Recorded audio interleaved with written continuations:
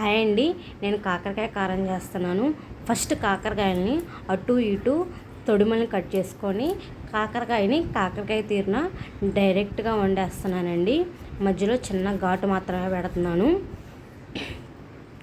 మీరు కూడా ఇలా ఘాటు పెట్టుకోండి. ఎక్కడన్నా కొంచెం పెద్ద కాకరకాయ వచ్చిన దగ్గర దాన్ని 2 ముక్కలుగా కట్ చేసేసుకోండి. కాకరకాయల మీద ఉన్న తొక్కునైతే నేనేం పీల్ చేయట్లేదు. కాకరకాయలాగా అటు ఇటు ఓన్లీ తొడిమలు మాత్రమే తీసేసి వేస్తున్నాను. కాకరకాయల మీద డస్ట్ ఉండేది కాబట్టి వాటిని కొంచెం వాటర్ వేసి శుభ్రంగా క్లీన్ చేస్తున్నానండి. క్లీన్ చేసిన కాకరకాయ ముక్కల్ని తీసి ప్లేట్లో పెట్టుకుందాము. కాకరకాయ ముక్కల్ని ప్లేట్లో పెట్టుకున్న తర్వాత ఒక గిన్నె తీసుకొని దాంట్లో 3 నుంచి 4 చెంచాలు పెరిగేసి కొంచెం చింతపండు 2 రెబ్బలు చింతపండు వేసుకొని చింతపండు అనేది పెరుగులో ఈవెన్గా కలిసిపోయేటట్టు బాగా కలిపి దాంట్లో కొంచెం లిటిల్ బిట్ వాటర్ వేసి కొంచెం తిక్కు మజ్జిగలాగా వచ్చేటట్టు కలుపుకుందాము. చింతపండు అనేది బాగా పెరుగులో కలిసిపోయేటట్టు కలుపుదాం. ఫస్ట్గా మనం కడిగి పెట్టుకున్న కాకరకాయ ముక్కల్ని డాకలో వేసుకొని ఇందాక కలిపి పెట్టుకున్న పెరుగు చింతపండు కొన్ని వాటర్ వేసి కలిపి పెట్టుకున్నాం కదండి, ఆ మిశ్రమాన్ని కూడా ఆ కాకరకాయ ముక్కల్లో వేసేసుకుందాము. నెక్స్ట్ వచ్చేసి దాంట్లోనే కొంచెం గల్లుప్పు కూడా వేసుకుందామండి. మనం కాకరకాయ ముక్కల్ని ఉడకబెడుతున్నాం కాబట్టి ఉప్పు ఇప్పుడే వేస్తే కాకరకాయ ముక్కలు పట్టిద్ది. ఆ పెరుగుని కాకరకాయ ముక్కలు పట్టేటట్టు కలిపి స్టవ్ ఆన్ చేసుకొని కొంచెం సేపు ఉడకనిద్దాం. కాకరకాయ ముక్కల్ని ఉడికించుకుందాం అన్నాం కదండి. కొంచెం సేపు ఉడికిన తర్వాత చూడండి కాకరకాయ ముక్కల నుంచి వాటర్ అనేది ఎలా వచ్చిందో ఆ వాటర్ అంతా కూడా కాకరకాయ ముక్కల్లోనే ఇంకిపోయేటట్టు బాగా ఉడకనిద్దాము. అప్పుడప్పుడు కాకరకాయ ముక్కలు అడుగంటుకోకుండా ఈవెన్గా ఉడికేటట్టు క్లాత్ పెట్టి కొంచెం అలా ఇలా తిప్పుకుంటూ ఉందాము. మీరు చూసారంటే కాకరకాయ ముక్కల్లో ఉన్న వాటర్ అంతా కూడా ఎగిరిపోయింది. కొంచెం లైట్గా వాటర్ ఉందండి. అడుగంటుకోకుండా జాగ్రత్తగా ఉడికించుకుందాము. ఇలా ఉడకబెట్టుకోవటం వల్ల కాకరకాయ ముక్కలు అసలు చేదే ఉండవు. మనం పైన ఉన్న తొక్కు కూడా తెలియదు కండి, అయినా కానీ అసలు చేదు అనిపించవు. మీరు చూసారంటే ఆ కొంచెం తేంగ కూడా పోయింది, అడుగు కూడా అంటలేదు, మంచిగా ఉడికినాయి. ఈ ఉడికిన కాకరకాయ ముక్కలని తీసి ఒక ప్లేట్లో పెట్టుకుందాము. కాకరకాయ ముక్కలను తీసి పక్కన పెట్టుకున్నాం కదండి.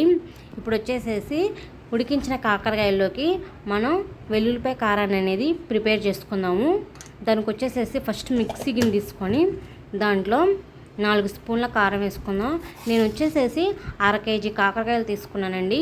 దానికి 4 స్పూన్ల కారం వేసాను, 1 స్పూను ఉప్పు వేసాను. వెల్లుల్లిపాయ కారం కదండి మనం ప్రిపేర్ చేసుకునేది. దానికి వచ్చేసి ఒక చిన్నపాటి వెల్లుల్లిపాయ, నేను వేసినవి 9 నుంచి 10 వెల్లుల్లిపాయ రెబ్బలు ఉంటాయి. వాటిని మనం మిక్సీ పట్టుకుందాము. మిక్సీ అనేది ఫైన్ పేస్ట్లా కాకుండా కొంచెం కచ్చాపిచ్చ పట్టుకుందాము. ఆ తర్వాత స్టవ్ ఆన్ చేసి స్టవ్ మీద బాండీ పెట్టి దాంట్లో మనం కాకరకాయ ముక్కలకి వేయించుకోవడానికి సరిపడినంత ఆయిల్ అనేది అయితే పోసుకుందాము.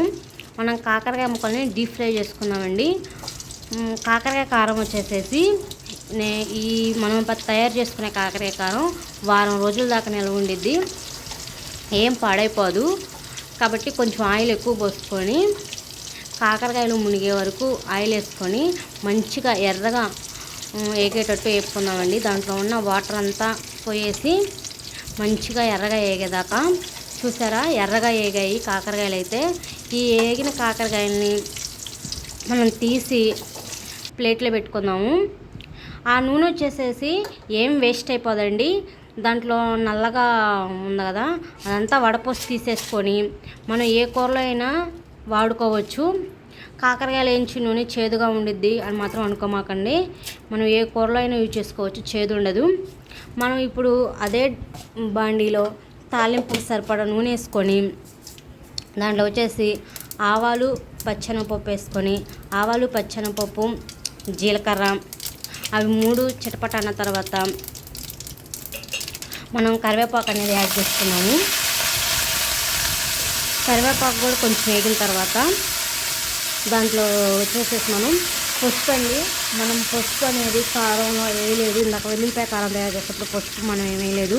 ఇప్పుడు తాలింపులో పసుపు వేస్తున్నాము. తాలింపులో పసుపు వేసిన తర్వాత ఇందాక మనం ఏపి పక్కన పెట్టుకున్న కాకరకాయ ముక్కలు అనేది ఆ తాలింపులో వేసి ఆ తాలింపు కాకరకాయ ముక్కలకి పట్టేటట్టు కలుపుకుందాము. ఇందాక మనం ప్రిపేర్ చేసి పెట్టుకున్న వెల్లుల్లిపాయ కారాన్ని కాకరకాయ ముక్కల్లో యాడ్ చేసుకుందాము. వెల్లుల్లిపాయ కారం మీకు కొంచెం ఏమైనా ఎక్కువ అనిపిస్తే తీసి పక్కన పెట్టుకోండి, సరిపడా వేసుకోండి. వెల్లుల్లిపాయ కారం అనేది ఎప్పుడన్నా మీరు ఆకుకూర తాలింపులు చేసినప్పుడు ఆకుకూర తాలింపులు వేసుకోండి, బాగుండిద్ది, ఏం వేస్ట్ అవ్వదు. ఇప్పుడు వచ్చేసి ఆ వెల్లుల్లిపాయ కారాన్ని కాకరకాయ ముక్కలకి బాగా అంటేటట్టు కలుపుకొని కొంచెం సేపు నూనెలో అనేది మగ్గించుకుందాము. కొంచెం సేపు నూనెలో మగ్గిన తర్వాత కారం వాసన అనేది పోయి కాకరకాయ వెల్లుల్లిపాయ కారం అయితే మంచి స్మెల్ వచ్చిద్ది. కాకరకాయ కారం రెడీ అయ్యిందండి. సూపర్ టేస్టీగా ఉండిద్ది. Please subscribe my channel, friends.